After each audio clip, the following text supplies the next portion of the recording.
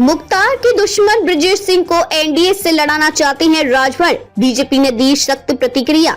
लोकसभा चुनाव में सुबह सपा गाजीपुर लोकसभा सीट से माफिया ब्रजेश सिंह को प्रत्याशी बना सकती है। पार्टी अध्यक्ष ओम प्रकाश राजभर ने शुक्रवार को मीडिया से बातचीत में कहा कि यदि राष्ट्रीय जनतांत्रिक गठबंधन एनडीए की सहमति मिली तो ब्रजेश उनकी पार्टी के टिकट पर गाजीपुर से चुनाव लड़ेंगे। उनके इस बयान के बाद बीजेपी की तरफ से प्रतिक्रिया आई है। भाजपा प्रदेश अध्यक्ष भूपेंद्र सिंह चौधरी ने कहा कि भाजपा में किस सीट से कौन चुनाव लड़ेगा, इसका निर्णय पार्टी का पार्लियामेंट्री बोर्ड तय करेगा। बोर्ड के निर्णय के बाद ही आगे की कार्रवाई होगी।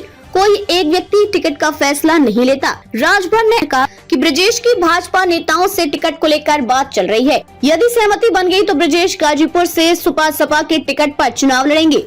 बता दें कि सरकार की ओर से पिछले दिनों माफिया की जारी सूची में ब्रजेश का भी नाम दर्ज है। मुख्तार के बाद अब ब्रजेश सुबह सपा में विधानसभा चुनाव 2022 में सपा के साथ गठबंधन के बाद माफिया मुख्तार के बेटे अब्बास अंसारी को मऊ से चुनाव लड़ाया था। सपा से गठबंधन टूटने के बाद ओम प्रकाश राजभर ने कहा था कि सपा के कहने पर उन्होंने अब्बास को टिकट दिया।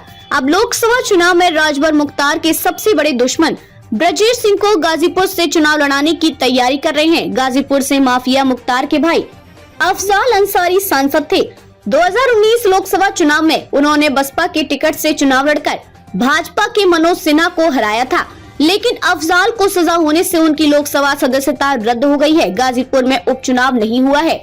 इस सीट को भी मुख्तार का गढ़ माना जाता है, इसलिए बनी संभावना। दरअसल ब्रजेश सिकरारा नरसंहार कांड में हाल ही में इलाहाबाद उच्च न्यायालय से दोष मुक्त हुए हैं। बरी होने के बाद उनके चुनाव लड़ने की दावेदारी को बल मिला है। ब्रजेश की पत्नी अन्नपूर्णा सिंह विधान परिषद में स्थानीय निकाय क्षेत्र की वाराणसी भदोही चंदौली सीट से निर्दलीय सदस्य हैं। धनंजय सिंह पर नहीं बनी थी सहमति। विधानसभा चुनाव में भाजपा की सहयोगी निषाद पार्टी ने जौनपुर से बाहुबली धनंजय सिंह को प्रत्याशी बनाने का प्रस्ताव दिया था, लेकिन भाजपा के शीर्ष नेतृत्व ने इसकी सहमति नहीं दी थी।